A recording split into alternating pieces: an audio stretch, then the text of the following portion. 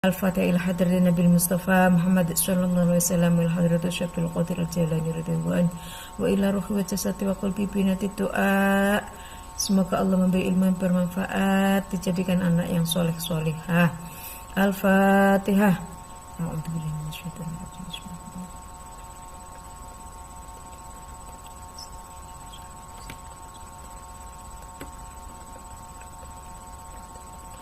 Amin. Oke anak-anak, pada hari ini Bu Halim akan terangkan tentang penjumlahan pecahan.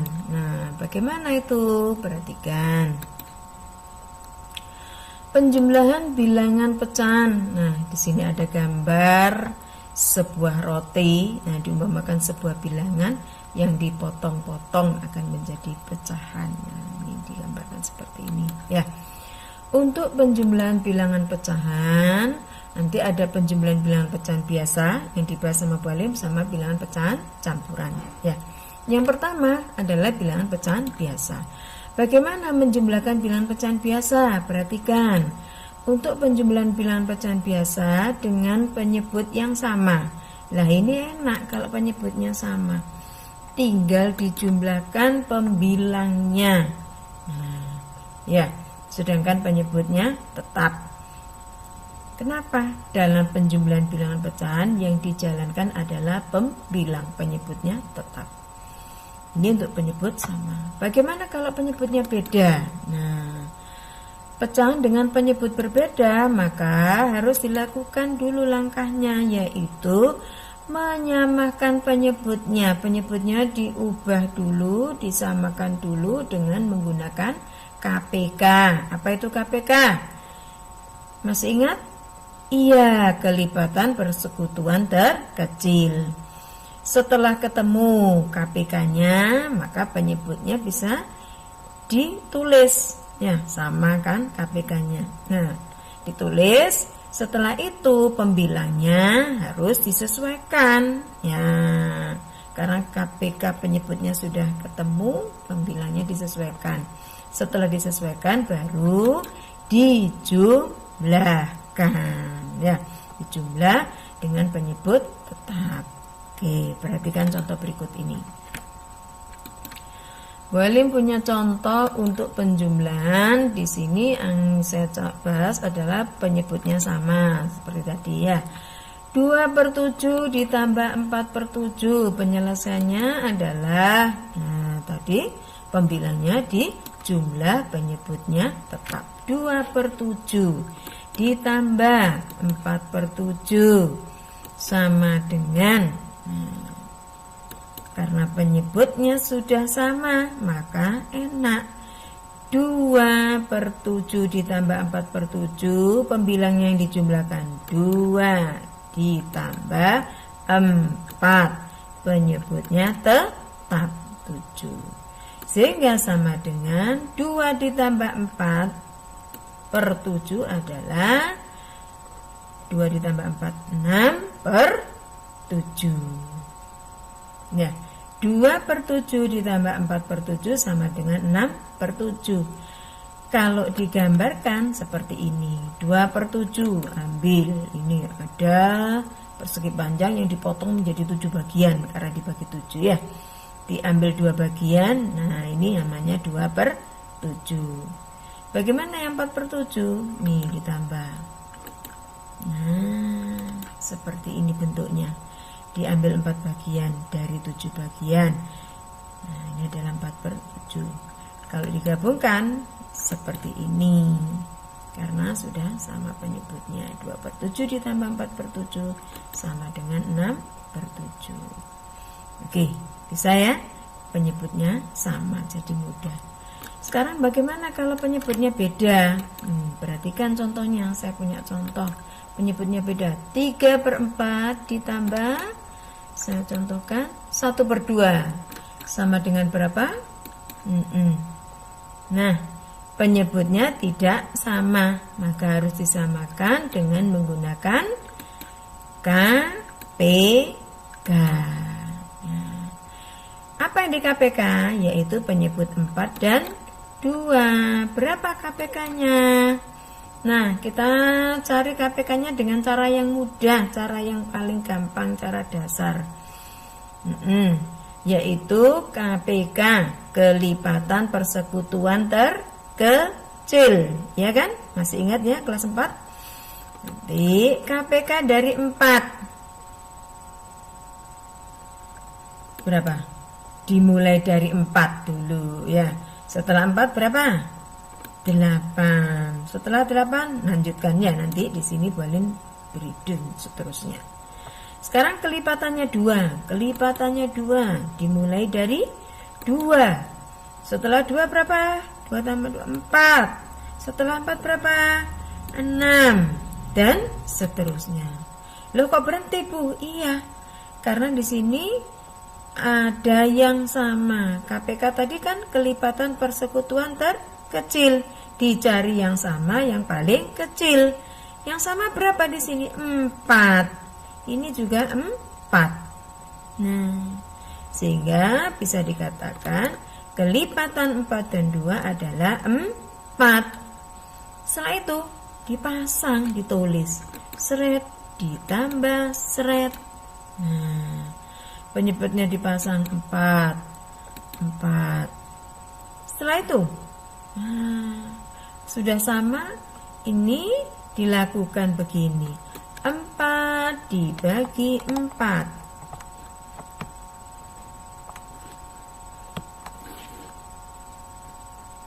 4 dibagi 4. Hasilnya berapa dibagi 4? 1 ditulis dikali 3. Seperti ini ya. Setelah itu 4 dibagi 2. Ditulis berapa? 4 dibagi 2 hasilnya berapa? 2 ditulis dikali 1 ditulis. Sama dengan seret ditambah seret sama dengan seret. Ditulis. Iya, betul. Ya. 1 dikali 3 ditulis hasilnya berapa? 3 diletakkan di sini ya. Ini yang depan. Diletakkan yang depan. Ya. 2 dikali 1 hasilnya 2 ditulis ini. Ya. Yang kedua. Sehingga 3 ditambah 2 sama dengan 5. 5/4. 3/4 ditambah 1/2 hasilnya 5/4. Karena pembilangnya lebih besar dari penyebut, maka disederhanakan. 5 dibagi 4. Masih ingat ya menyederhanakannya ya? Kalau pembilangnya lebih besar dibagi. 5 dibagi 4 hasilnya adalah 1. Sisanya 1/4. Sehingga 3/4 ditambah 1/2 hasil sederhananya adalah 1/4. Gampang ya? Gampang. Sekarang yang berikutnya Bolim akan melakukan contoh penjumlahan bilangan pecahan campuran. Nah, kalau untuk pecahan campuran ada dua cara. Nanti kamu pilih cara mana yang termudah menurut kamu. Yang pertama ini, ya, ubah pecahan campuran menjadi pecahan biasa terlebih dahulu. Setelah itu samakan penyebutnya. Setelah sama seperti tadi, pembilangnya dilakukan perkalian ya dari penyebut yang sudah disamakan. Kalau sudah sama, pembilangnya sudah oke, baru jumlahkan kedua pecahan. Nanti tentukan hasilnya berapa. Kalau sudah disederhanakan, diubah menjadi pecahan campuran lagi. Oke? Untuk mudahnya lihat contohnya. Simak ya catatanmu yang kemarin ya. Nah, cocokkan nanti kalau ada yang bingung bisa ditanyakan. Iya. Sekarang saya punya contoh 25/7 ditambah 1/3 sama dengan berapa? Saya lakukan dengan cara yang pertama, 25/7 diubah ke pecahan biasa. Masih ingat ya? 2 dikali 7 hasilnya adalah 14 ditambah 5 sama dengan 19/7, penyebutnya tetap. Ditambah 1 dikali 3, 3 ditambah 1 hasilnya adalah 4/3. Setelah itu, nah seperti ini ya, diubah ke pecahan biasa. Nah, dilanjutkan apa? Menyamakan penyebut. Sret ditambah sret. Menyamakan penyebut, KPK-nya dari 7 dan 3. Ternyata KPK dari 7 dan 3 adalah 21. Kok bisa, Bu? Iya, kelipatan terkecil. Gunakan cara yang tadi ya. Itu yang gampang. 21 dipasang, 21. Setelah itu bagaimana, Bu? 21 dibagi 7. Hasilnya berapa ya? Hasilnya adalah 3. Dikali dengan 19 ditulis di sini. Ya, ini yang pertama. Terus nih yang kedua, 21 dibagi 3. Hasilnya berapa? Tulis di sini 7 dikali 4. Nih, ya. Cari hasilnya. 3 dikali 19, ternyata hasilnya adalah seret ditambah seret dulu ya. Untuk gampangnya ya. 21 tulis dulu, 21 tulis dulu. 3 dikali 19 hasilnya adalah 57. Maka ditulis 57/21. 7 dikali 4 hasilnya adalah 28. 28/21. Terus diapakan? Dijumlahkan. Berapa hasilnya? Nah, karena penyebutnya tetap ya, ditulis dulu penyebutnya 21. 57 ditambah 28 hasilnya adalah 85. Nih, pembilang lebih besar ya. Disederhanakan, diubah menjadi pecahan campuran. Berapa? 85 dibagi 21 setelah dihitung pakai porogapet ya. Hasilnya adalah 4. 4 dikali 21 adalah 84. 84. Nah, 85 dikurangkan dengan 84 ini tadi akan diperoleh sisa berapa? 1. Penyebutnya tetap, yaitu 21. Sama ya.